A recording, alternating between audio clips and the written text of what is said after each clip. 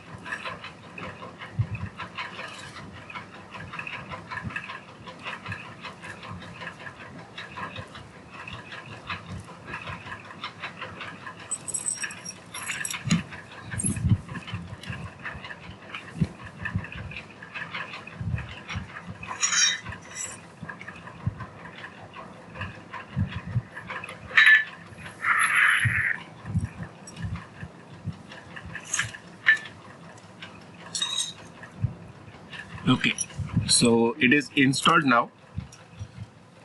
এবার ইনস্টল হয়ে যাওয়ার পরে যেটা করতে হবে সেটা হচ্ছে এটাকে কনফিগার করতে হবে। তো কনফিগার করার জন্য যে ফাইলটা আমাদের দরকার সেটা থাকে হচ্ছে এটিসির ভেতরে পোস্টফিক্স ডিরেক্টরি, তার মধ্যে main.cf এই ফাইলটা। তো এই ফাইলটার মধ্যে আমাদের কয়েকটা জিনিস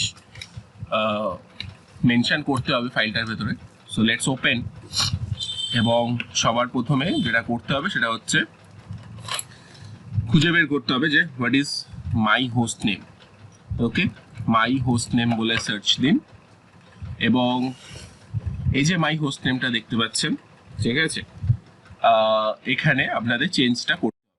তো এটা যদি লাইন ওয়াইজ আমি দেখি, কোলন এসি স্পেস এনইউ দিলে, এরপরে আমি যদি সার্চ দিই মাই হোস্ট নেম দিয়ে, তাহলে দেখা যাবে যে এই লাইনটা রয়েছে লাইন নাম্বার 94 এ, ঠিক আছে। সো লাইন নাম্বার 94 এ আমাকে চেঞ্জেসটা করতে হবে। So let's uncomment this one, uncomment করলাম এবং মাই হোস্ট নেম যেটা, সেটা আমরা অলরেডি এখানে নোট করে রেখেছি, that is this one. But এটা হচ্ছে হোস্ট নেম এবং ডোমেন নেম একসাথে লেখা আছে, তো শুধু আমি এখান থেকে হোস্ট নেমটা নেব, নিয়ে এখানে যেটা লেখা রয়েছে সেটার সাথে আমরা জাস্ট এটাকে রিপ্লেস করে দেবো, টু পেস্ট ইট। ওকে, তারপর হচ্ছে নেক্সট আমরা যেটা চেঞ্জ করব, that is my domain.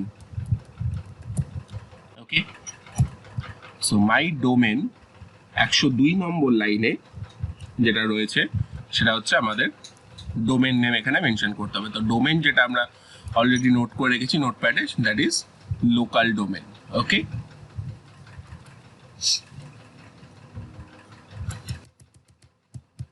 remove it and paste it here. Alright, next আমাদের যেটা সার্চ করতে হবে, that is my origin. So my origin এতে লেখা আছে লাইন নাম্বার 117 এ, যেটা কিনা ডলার মাই হোস্ট নেম।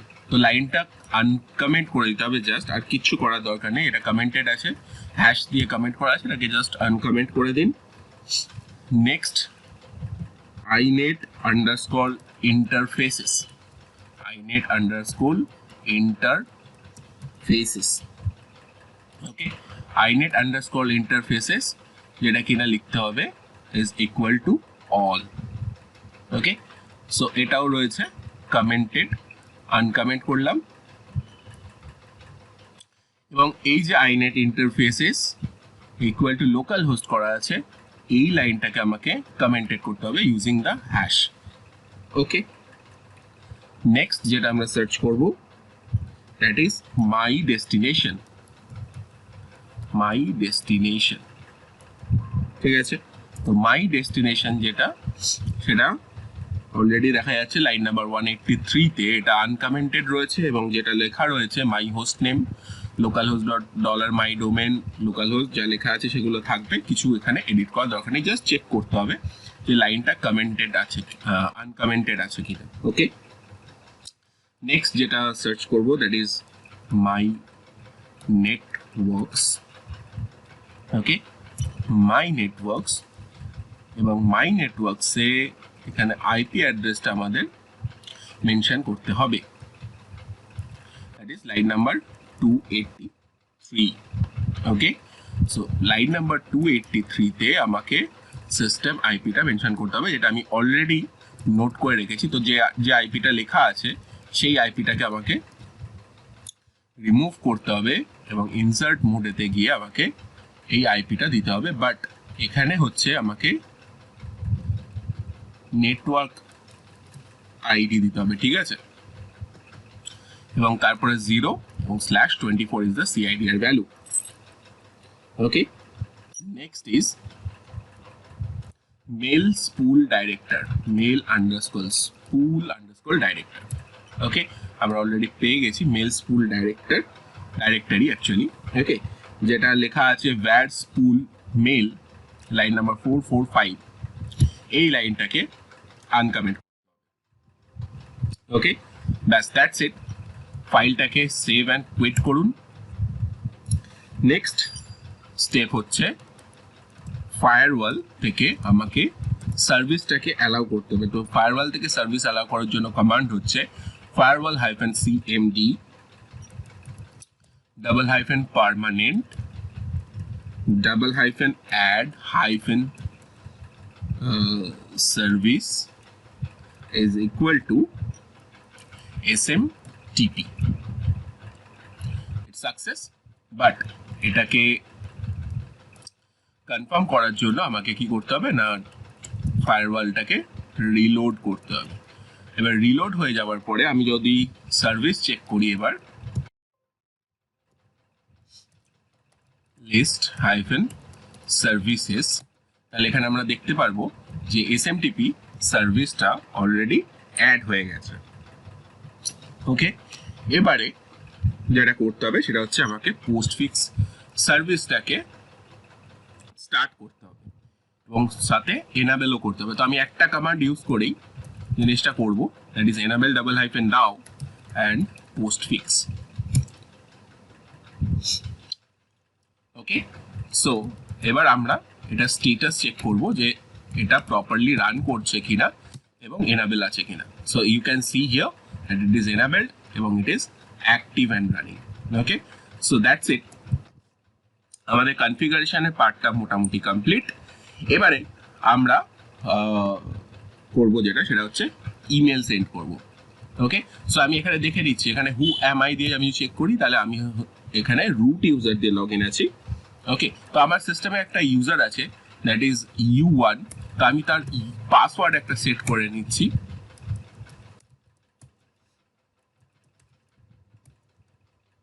এটা পাসওয়ার্ড সেট করলাম ইউজারের, কারণ ওই ইউজারটাতে আমায় লগ ইন করতে হবে। আমি এই রুট ইউজার থেকে U1 ইউজারটাতে একটা মেল পাঠাবো। ইউজিং দ্য মেল কমান্ড আমি U1 দেব এবং @ আমার যেটা host name localhost dot domain, এটা কিনা লোকাল ডোমেন নামে রয়েছে, এটা আপনারা যা খুশি ইউজ করতে পারেন হোস্ট নেম এবং domain name using this dot.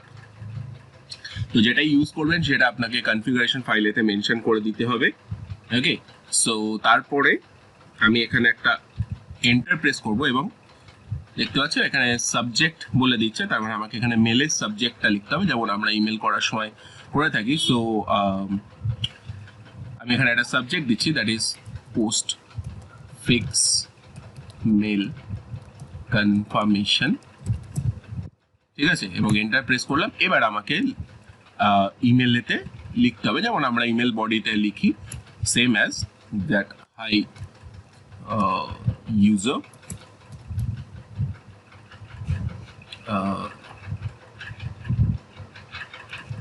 this is test email. Okay, এবার আমরা এখানে যেমন মেলের শেষে থ্যাঙ্কস অ্যান্ড রিগার্ডস বা যাই হোক যেটা হয় সেটা আমরা এখানে যদি জুড়ে দিই, তো এখানে হচ্ছে আরেকটা থ্যাঙ্কস, এখানে যদি ইউজার নেম দিয়ে দিলেন। সো দ্যাটস ইট, এইটুকু আপনি মেলেতে লিখে দিলেন এবং তারপরে এন্টার প্রেস করে একটা ডট দিলেন এবং তারপরে এন্টার দিলে এর ফলে কি হলো, এই ডট দিয়ে আমরা মেলটাকে এন্ড করলাম এবং সাথে সেন্ডও করে দিলাম। এবার মেলটা সেন্ড হয়েছে কি হয়নি সেটা আমাদের চেক করতে হবে। চেক করার জন্য আমাদের কমান্ড হচ্ছে মেল কিউ।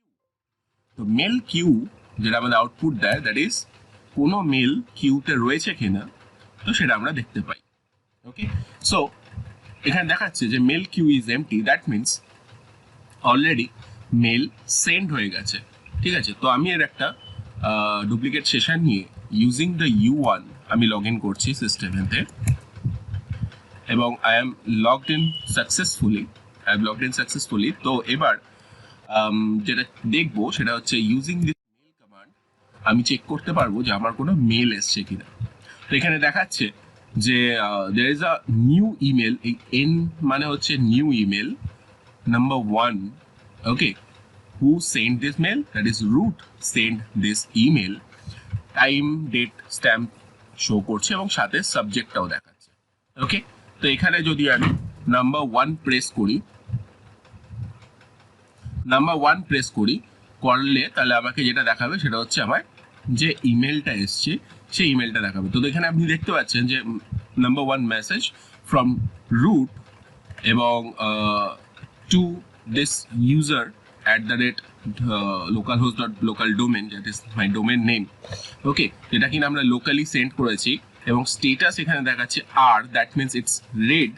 ওকে, এবং this is my email, okay, email body. Okay, আমি এখানে কিউ প্রেস করে এক্সিট করে গেলাম এবং এই যে ইমেলটা রয়েছে হচ্ছে this directory. Okay, inside this directory. তো আমি এইভাবে ইমেল এখানে দেখতে পারি, দেখে আমরা চেক করতে পারি। ঠিক আছে, ইউজিং দিস আর আমরা এখানে মেলটাকে রিডও করতে পারলাম, ঠিক আছে। এবং আমরা যদি ওই ডিরেক্টরিটাতে যাই var spool মেল, এখানে আমরা দেখতে পাবো যে এই নামের একটা ইউজারের ফাইল ক্রিয়েটেড আছে, যে ফাইলটার ভিতরে মেলটা সেভ হয়েছে, ঠিক আছে। So that's it, thank you for watching.